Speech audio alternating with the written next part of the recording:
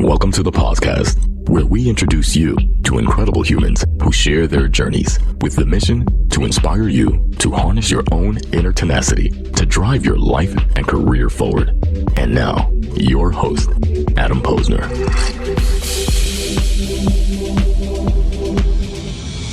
Good morning. We are live from the ERE Recruitment Conference in beautiful Anaheim, California, home to Disneyland and not Disney World, as some people might mistake it. We're actually across the street from Disneyland at the beautiful Westin Hotel. Thank you so much for hosting us. We're going to kick things off today with my man, Ron Fish. Ron, welcome to the podcast at ERE. Awesome. Thank you. I am happy to be here. Well, welcome. For anyone out there who does not know you, we'd love to hear who you are and what you do best.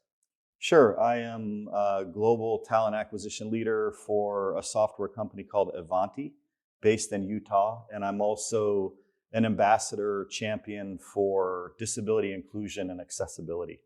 Fantastic. I love that. And what brings you to ERE? So my goal is really to begin to go beyond the work I've done at my company to promote disability inclusion and accessibility and begin to do outreach within the HR ecosystem, the HR community, because talent acquisition professionals, recruiters, HR professionals are really uniquely positioned to make an impact around, especially around hiring programs for people with disabilities. Absolutely. And as a frontline recruiter who's in the trenches, I could attest to that.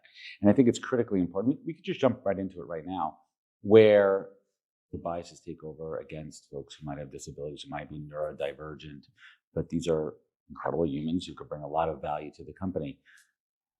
Let's talk specifically about what you have implemented in your organization. And before we get to the programs, let's talk about the journey to championing that to senior leadership.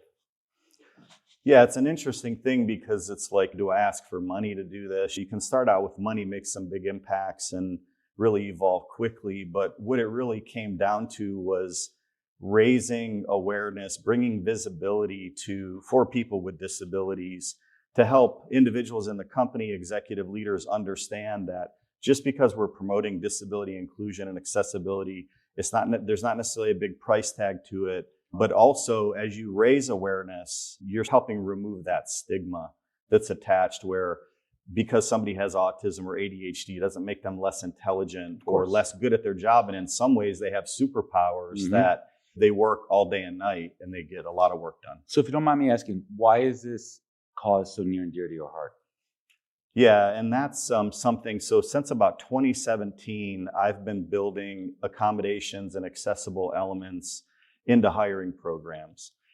In 2022, there was really this coming together of my professional journey and my personal journey. So my father was blind growing up my whole life, fully blind, no vision at all. My wife is dyslexic. My daughter's dyslexic. I have a son with ADHD. So I've helped them navigate an inaccessible world, help make an impact for them, watch them overcome challenges. When this thing happened at my company at Avanti, where a UX manager approached me, and of course, after the work I had done, maybe knee-deep, getting into accessibility and disability inclusion, this UX manager approached me and said, do you realize that our career site is eliminating people with disabilities from our applicant pool? So it was not audible, or it didn't have that audio function on it? It was more example, specifically navigating the website there was no accessibility highlighting. So if somebody was navigating with the keyboard or with screen reader, braille display, they were completely unable to navigate our website. So as a result, if somebody with a disability or if a customer with a disability was trying to navigate our website, they were not able to do it very effectively. Ron, keep me straight here. The American Disabilities Act, is that inclusive of company websites? Absolutely. So your company was not in compliance. No, it did maybe I don't mean to call up on the spot there, but it was more of the fact that it may not be top of mind all the time. And I think that's one of the critical pieces of championing. It's awareness. And awareness reduces bias. Absolutely. In fact, exactly your point is exactly my selling point to the CEO to say, hey, we've uncovered this situation. I was shocked, found out it was true because they demonstrated how our website was not accessible.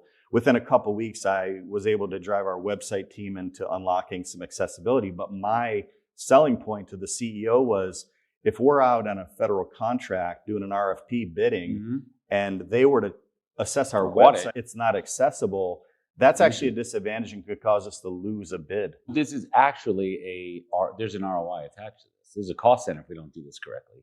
And it's a value add when you bring in the right people there. So Ron, you mentioned that your dad's superpower or his anti-superpower, let's just say he was not cutting the dog's hair, but he was able to hear things. And it's not just being able to hear and listen. Was he then able to read between the lines a little bit better than most? Yeah, for sure. He definitely picked up on subtle cues without vision to be able to see your facial expressions or to see that I was like frustrated at what he was saying. He sensed it. So I might have been in trouble. He was lecturing me and he would say, get that look off your face. Energy, right? Yeah, and come on, you couldn't have possibly known that. But yeah, those types of things would definitely happen. So let's talk how that translates to the workplace and working with folks who might be neurodivergent or have certain disabilities. What are some of those really cool things that you've witnessed firsthand as a TA leader? So one of the most beautiful situations that I've witnessed, I've never seen anything accelerate inclusion like an accessible environment when you're focused around disability inclusion and accessibility. We have an accessibility club at Avanti called Curb Cuts. And Curb Cuts is where we have an ecosystem, some call it an ERG, where we meet and we discuss all things accessibility and disability. We had a meeting earlier this year where we brought together 80, 100 people that are part of that group. And we were discussing neurodivergence. We were discussing ADHD, dyslexia, autism. And during that meeting, it was bringing the visibility and awareness that we talked about. During that meeting, we got to a place where it was Q&A time. And people began to say, hey, I just wanted to speak out here and say that I've told people I have a disability before at work, but I've never felt comfortable talking about it. This is amazing. That's inclusion, right? Yeah, inclusion. Then somebody else comes in and says, I've never told anybody at work that I have a disability. I actually wear a hearing aid, but I take it off during conference calls. It was beautiful seeing people feeling that welcoming and inclusive culture. Inclusion, belonging, these are all critical elements. And we're going to get into the political philosophical question in a moment about DEIB, where it lands in the workplace now.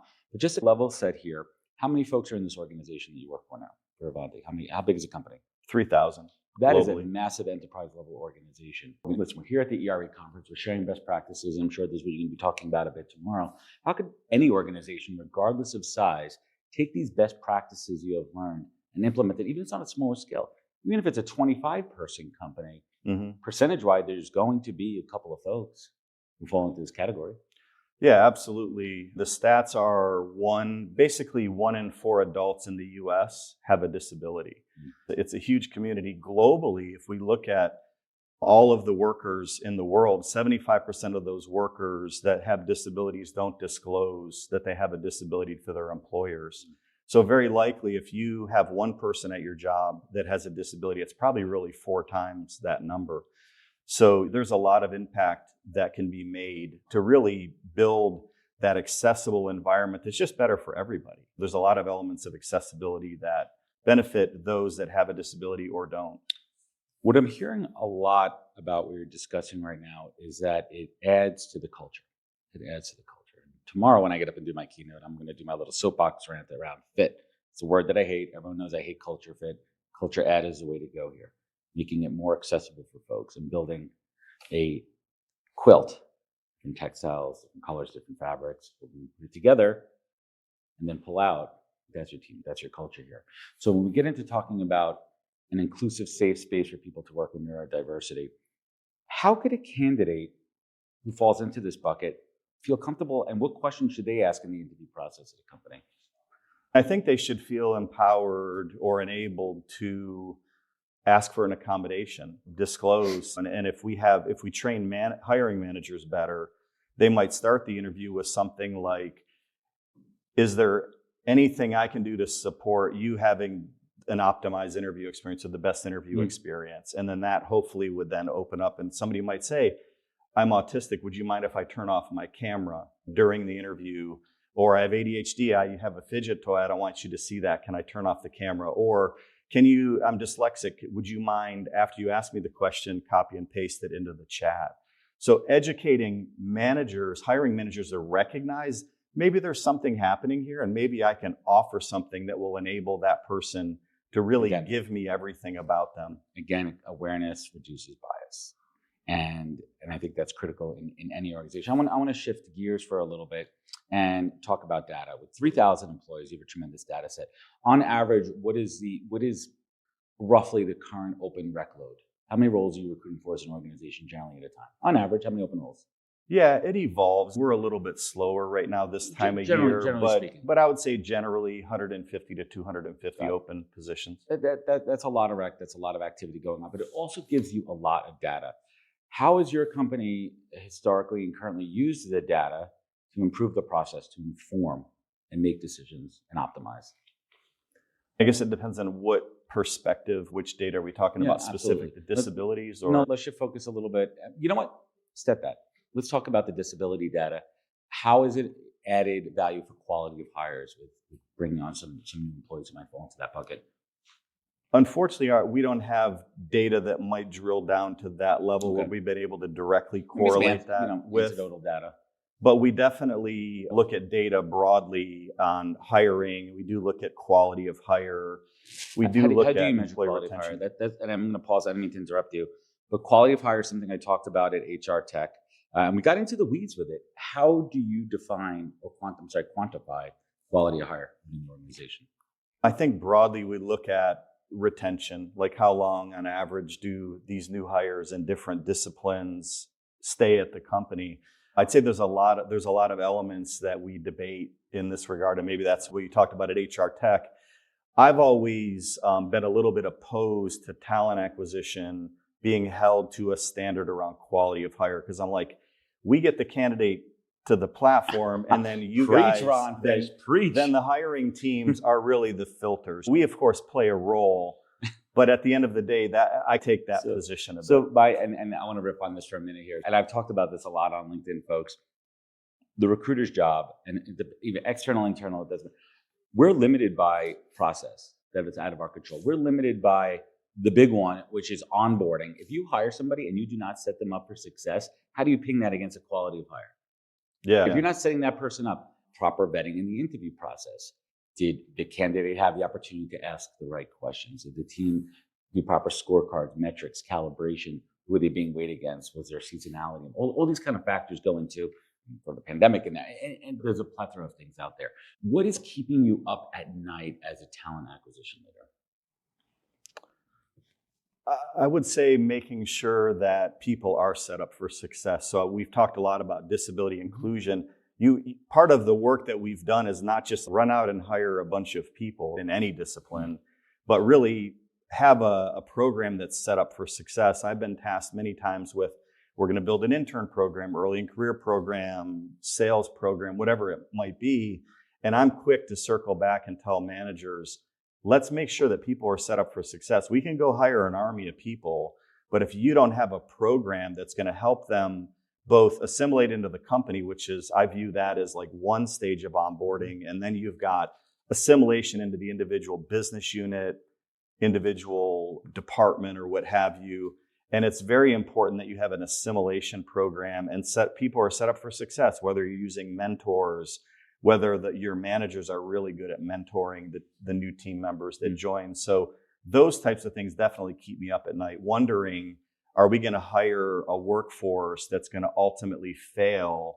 And then we're going to have that debate on quality of hire. Was it the recruiter's fault? Was it the hiring team's fault? Where was it at? So I'm always a big fan of having those conversations early and pointing them out. So my approach, to the point of Kevin Wheeler, I've believed in creating talent advisors instead of recruiters for a long time. That's why I love the HR VP role within organizations too. And if you could take that role and even evolve it more from the advisory perspective too, where they're advising not just on the business practices, but best practices when it comes to talent and hiring as well too.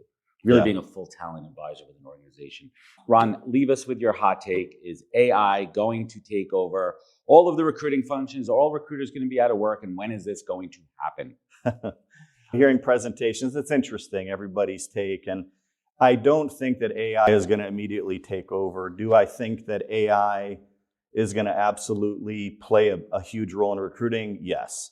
I've said for a long time that AI will very likely be able to replace at least 80% of the sourcing function. So if you use sourcers to source or that part of your recruiter's role, I do believe that AI is going to take over a big piece of that. I believed it for a long time.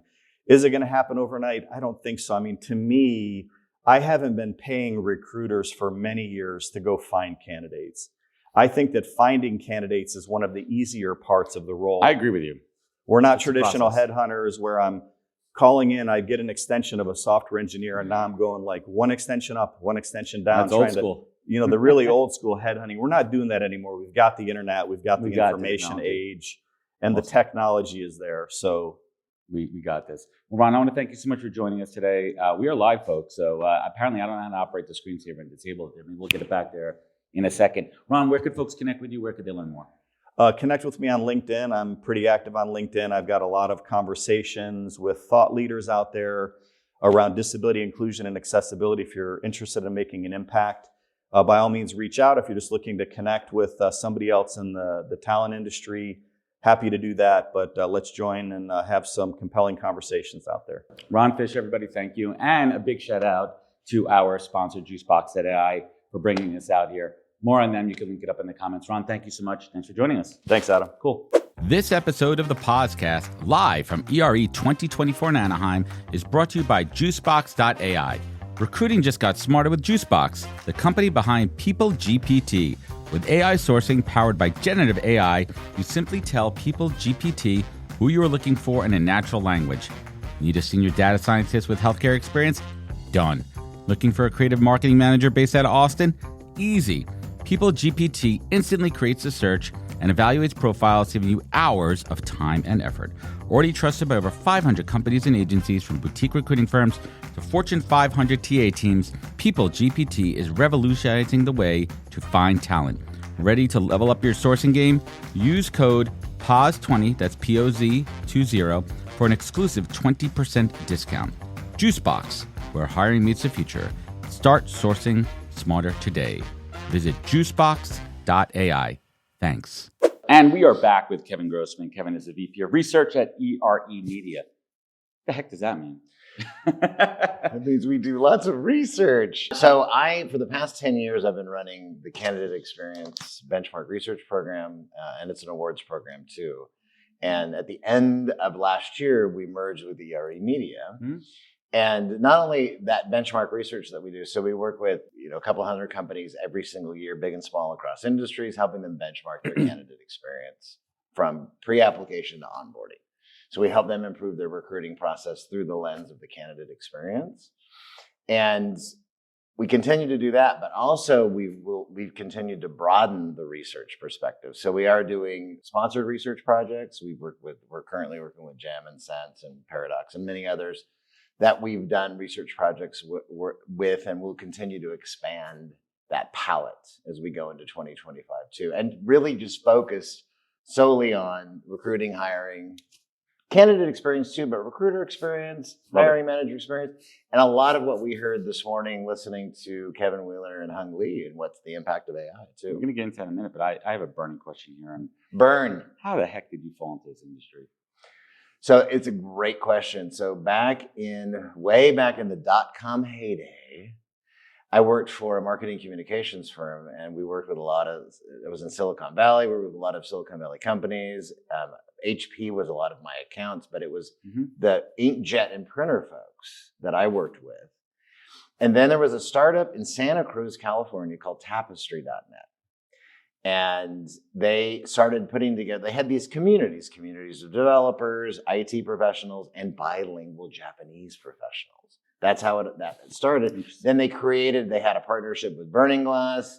They had at the time their own magic secret sauce matching algorithm.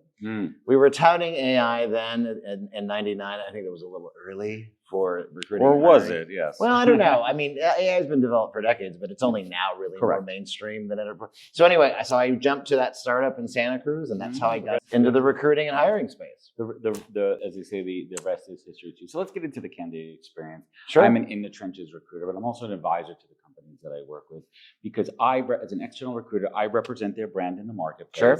And I always preach about having your external recruiters are the head of the arrow.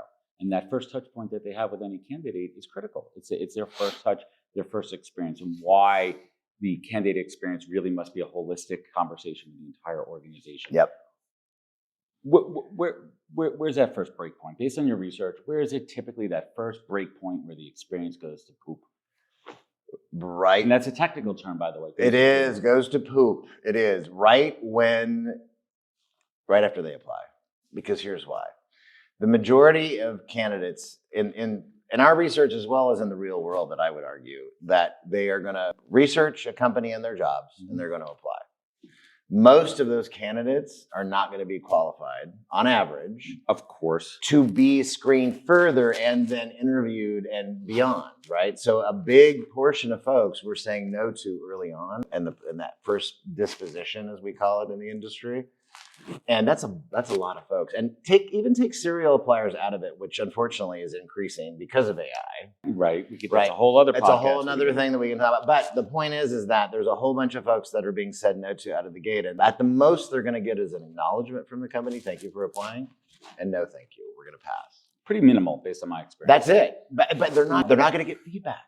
Except for maybe, it depends on what the hiring volume is, but on average, most candidates, it's going to be an automated CAN response. Yes, until they get to later stages where there might be more feedback, it's not going to happen. So that's where it goes south, and that's a big negative skew. And it's a tremendous opportunity as a touch point of a brand. The one I like to talk about. Think about if you're applying to Coke or Pepsi. I apply to Coca-Cola. Yeah, and I love Coca-Cola. It's delicious. I apply. I have a negative. I like Coke Zero, actually. I won't hold that against you. and they have a negative experience. Not that Coca-Cola has a negative experience. Just using this example, sure, folks. And you say, you know what? I am really soured by, no pun intended, by that experience with Coca-Cola. I'm going to go to Pepsi. Yes, as a consumer. That is correct. So I've seen so many companies do this well, where if they cannot help a candidate, they have different links and programs where it goes into employee job boards, alternative job boards. How do you make even a quote unquote disposition, which is a negative experience, into a positive? Well, so it's all about. So here's the thing: there's only happy in recruiting and hiring for the candidate are those who get the offer. That's the only happy. It's only at the top of the pyramid. That's the only happy. Let's be real here, folks. So for everybody else, it's like, was it a somewhat positive and fair experience, which is really subjective, very subjective. So encouraging them to apply for another job, encouraging them to join the talent community, and not just learn more about the jobs, but learn more about the industry that you said you're interested in, sharing industry news, company accolades that are going on. Things that where there's engagement and touch points after that disposition can help, so that, because what we're helping companies measure every year, ultimately it boils down to this: are the candidates willing to engage your business and your brand again or not? Are they willing to apply again? Are they willing to refer others? Are they willing to be a brand advocate? Are they willing to be a customer? If it's a consumer-based business, your Coke, Pepsi example for it is, and we measure every year is resentment rate in our research. So the percentage of candidates I'm very high on my wife's resentment rate. Blessings. I am not, thank goodness. So my wife and I just went to Disneyland at the beginning of the week. So there you go. But anyway, my point is that the resentment has actually been on the rise. And because how do you define, sorry to interrupt you there, but you said there's subjectivity there. I want to get into the weeds for a second. How do you quantify and qualify resentment? So there's 4 key ratings that we ask the candidates. One of the key ratings is how likely are you to change your relationship status with us, the employer, based on your experience. And it's a 4-point scale that goes, and the extreme answers are, I had a great experience. I will continue to engage your business and your brand. Whatever that means to me, the candidate. The other end of that is, I will not. I had a bad experience. I do not want to do anything with you anymore. That number, that percentage in our data is what we call the resentment rate. Now, not everybody puts their money where their mouth is. Right. People sometimes are just clicking through. But there are a significant number of people who will choose to go elsewhere. They will not apply again. They will not refer. They will not be a brand advocate. And they will not be a customer. So interesting too, just showing, speaking when it comes to surveys. So it's optional at the end of a recruitment process. You're asking these candidates about that. If people take the time to do it when it's optional, they're probably going to give you real feedback. I think, and it's like also generally speaking from a survey kind of take. Like if it's not required to get to the finish line, or if there's not a carrot at the end of the stick. No, there's not. There's no incentive. It's not going to get the job. You're not going to fill out the survey. No, it's anonymous data. It's anonymous feedback too. So we're not capturing any contact information. So it's still self-reported data, but our data has been very clear every year that there's a percentage of candidates that will continue to engage and a percentage of candidates that won't. Okay. At the end of the day. So we spoke about the tip of the iceberg, the application process there, and we're talking about candidate experience. Let's give some high level what makes a good candidate experience through the interview process.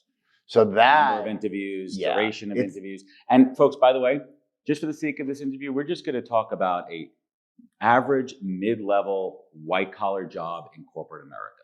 We're not talking about executive search.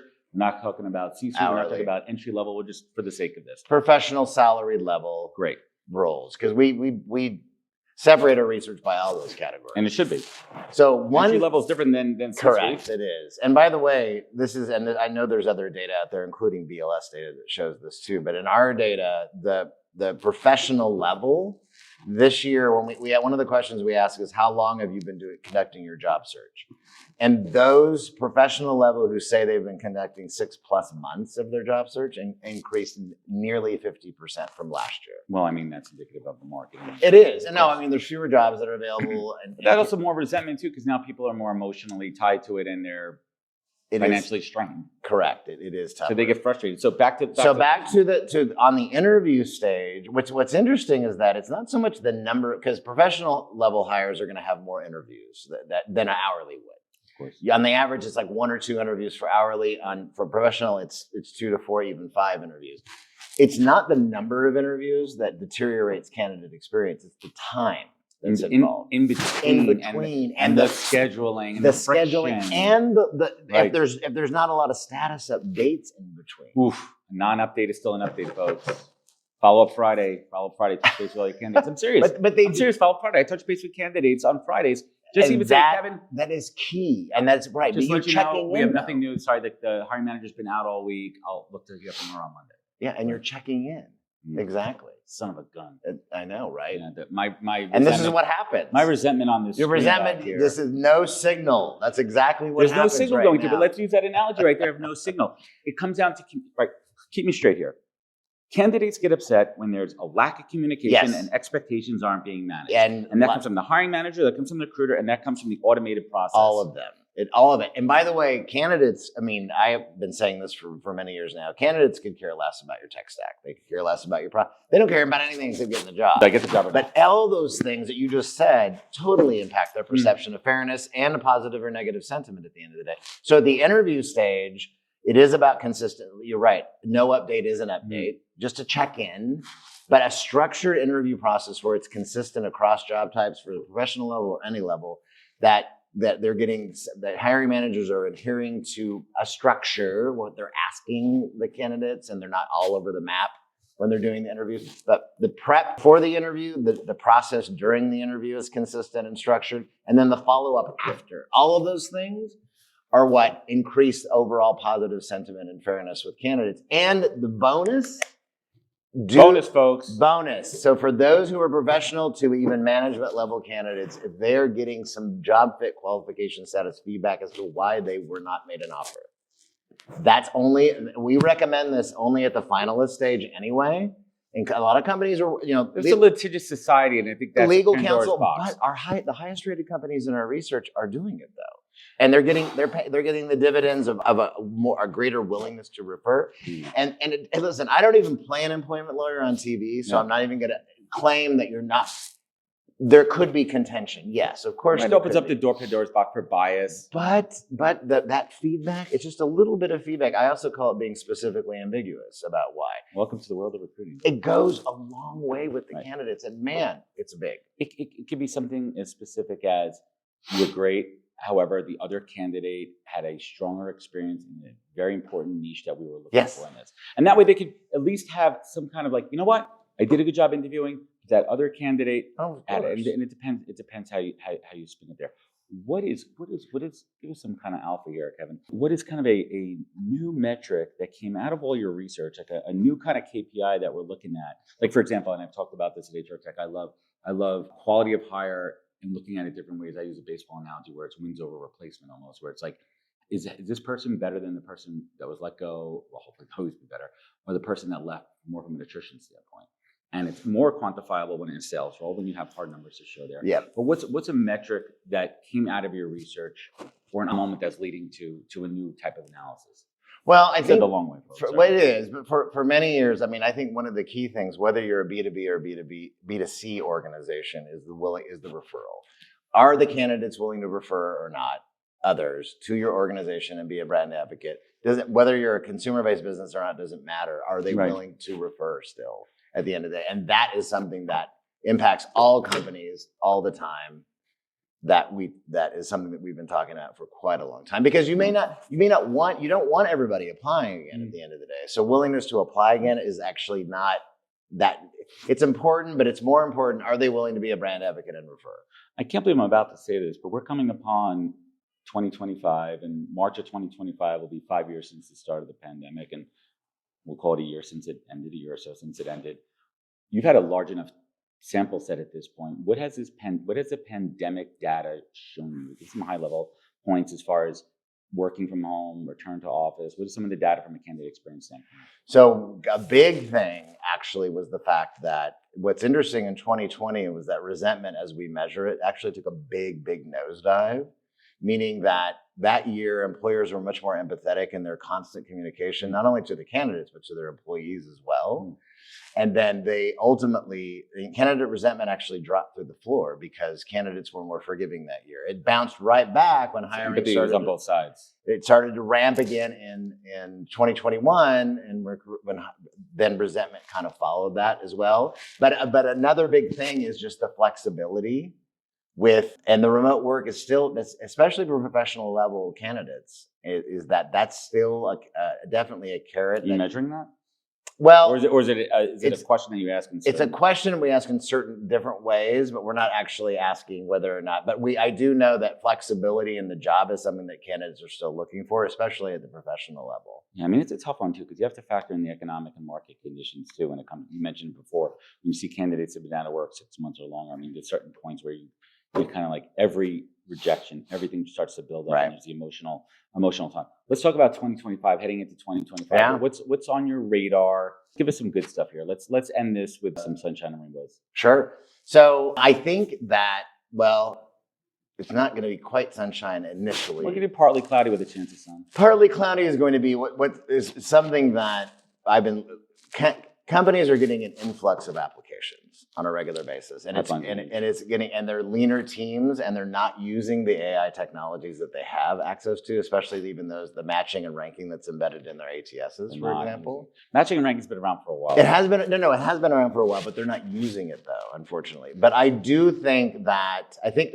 it's going to be, there's still going to be some stormy weather coming before that it gets better.